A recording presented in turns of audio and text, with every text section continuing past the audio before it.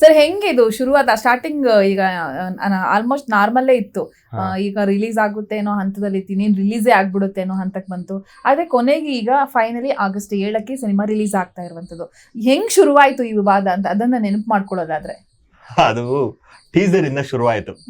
Teaser ಬಿಟ್ವಿ ನಾವೊಂದು, ನಮ್ಮ ಅಪ್ಪ ಅಮ್ಮಂಗ್ ವಯಸ್ಸಾಗಿದೆ, ನನ್ನ ಹೆಂಡತಿ ಪ್ರೆಗ್ನೆಂಟ್, ಬಿಟ್ಬಿಡಿ ಬಾಸ್ ಅಂತ ಒಂದು ಡೈಲಾಗ್ ಇಂದ ಟೀಸರ್ ಓಪನ್ ಆಗುತ್ತೆ.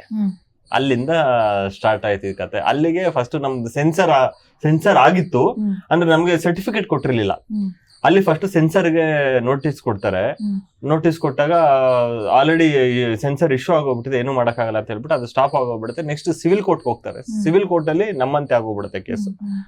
ಮತ್ತೆ ಹೈಕೋರ್ಟ್ ಹೋಗ್ತಾರೆ, ಅದು ಅಪೀಲ್ ಮೇಲೆ, ಫರ್ದರ್ ಅಪೀಲ್ ಹೋದಾಗ ಹೈಕೋರ್ಟ್ ಅಲ್ಲೂ ನಮ್ಮಂತೆ ಆಗುತ್ತೆ. ಅದಾದ್ಮೇಲೆ ನಾನು ಅಂದ್ರೆ ನಾವು ಡೈಲಿ ನೋಡ್ತಾ ಇದ್ವಿ. ಇವಾಗ ಪ್ರಥಮ್ ಸರ್, ನಾನು, ಇವರೆಲ್ಲ ಡೈಲಿ ಕೋರ್ಟ್ ಅಲ್ಲಿ ಆಲ್ಮೋಸ್ಟ್ ಎವ್ರಿ ಡೇ ಇರೋದು. ಕೇಸ್ ಅಂದ ತಕ್ಷಣ ನನಗೆ ಯಾವಾಗ್ಲೂ ಏನಂತ ಹೇಳೋರು ಅಂದ್ರೆ ಎಲ್ಲರೂ ಬಿಡು ನಿನ್ 2 ವರ್ಷ ಹೋಯ್ತು, 3 ವರ್ಷ ಹೋಯ್ತು, ಸಿನಿಮಾ 3 ವರ್ಷ ಸ್ಟಾಪು, ಹಂಗೆ ಅಂತ ಹೇಳೋರು.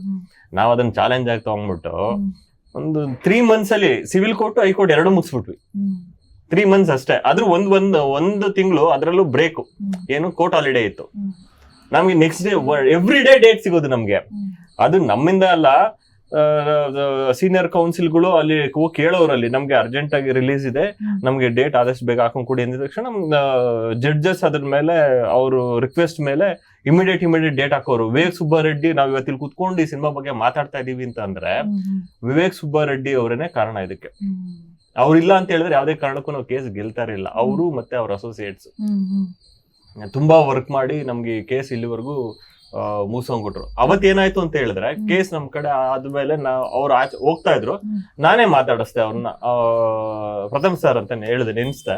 ಅವ್ರು ನಿಂತ್ಕೊಂಡ್ರು, ಬಂದ್ರು, ಮಾತಾಡ್ತಾ ಇರ್ಬೇಕಾದ್ರೆ, ಇಲ್ಲ ಸರ್ ಸುಪ್ರೀಂ ಕೋರ್ಟ್ ಹೋಗ್ತಾರೆ, ಮೇಡಮ್ ಅವರು ಡಿಸೈಡ್ ಆಗ್ಬಿಟ್ಟಿದ್ದಾರೆ ಅಂತ ಹೇಳಿದ್ರು. ಅದಾದ್ಮೇಲೆ ನಾವಂತೂ ಹಂಗೆ ಮಾತುಕತೆ ಆಗ್ತಾ ಆದ್ಮೇಲೆ ಅವರು ಕನ್ವಿನ್ಸ್ ಆದ್ರು. ಏನಂತ ಕನ್ವಿನ್ಸ್ ಆಯ್ತು ಅಂತ ಹೇಳಿದ್ರೆ, ನಾನು ಇದನ್ನ ಇರೋದನ್ನ ಹೇಳಿದೆ, ಎಕ್ಸ್ಪ್ಲೈನ್ ಮಾಡಿದೆ.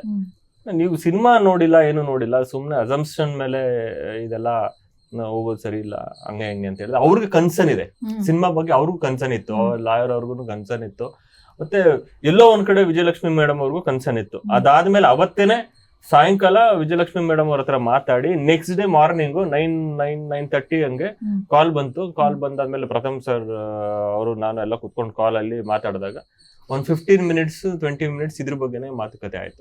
ಏನೇನು ಹೇಳಿದ್ರು ಸರ್ ಮೇಡಮ್ ಅವ್ರು ಫೋನ್ ಮಾಡಿ ನಿಮ್ಗೆ?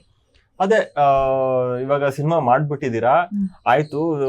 ದರ್ಶನ್ ಅವರು ನಾನು ಮೀಟ್ ಮಾಡಕ್ ಹೋಗೋದು, ಸೈನ್ ಹಾಕ್ಸಕ್ ಹೋಗಿದ್ದಾಗ ಅವ್ರ ದರ್ಶನ್, ಬೇಡ ವಿಜಯ್, ಇದನ್ನ ಸ್ಟಾಪ್ ಮಾಡ್ಬೇಡ ಇಲ್ಲಿಗನೆ, ಇದನ್ನ ಡ್ರಾಗ್ ಮಾಡ್ಕೊಂಡು ಹೋಗೋದು ಬೇಡ, ಹುಡುಗರು ಕಷ್ಟಪಟ್ಟು ಮಾಡಿದ್ದಾರೆ ಸಿನಿಮಾ, ನನಗೆಲ್ಲೋ ಒಂದ್ ಕಡೆ ವಿಷಯನೂ ಕೇಳ್ಪಟ್ಟು ಚೆನ್ನಾಗ್ ಮಾಡಿದ್ದಾರೆ ಸಿನಿಮಾ ಅಂತ ಕೇಳ್ಪಟ್ಟೆ ನಾನು. ಸಿನಿಮಾ ಮಾಡ್ಕೊಂಡ್ಲಿ, ತೊಂದರೆ ಮಾಡೋದ್ ಬೇಡ, ಅವರು ಪ್ರೊಡ್ಯೂಸರ್, ಅವರು ಕಷ್ಟಪಟ್ಟು ಸಿನಿಮಾ ಮಾಡಿರ್ತಾರೆ, ನಾನು ಸಿನಿಮಾ ಇಂಡಸ್ಟ್ರಿಯಲ್ಲೇ ಇದ್ಕೊಂಡು ನಾನು ಅವ್ರಿಗೆ ಕಷ್ಟ ಕೊಡೋದು ಬೇಡ ಅಂತ. ಅವ್ರಿಗೆ ಅಲ್ಲಿ ಜೈಲಲ್ಲಿ ಇದ್ಕೊಂಡು ಕನ್ಸರ್ನ್, ಅವ್ರಿಗೆ ಸಿನಿಮಾ ಹಾಳಾಗೋಗ್ಬಿಡುತ್ತೆ.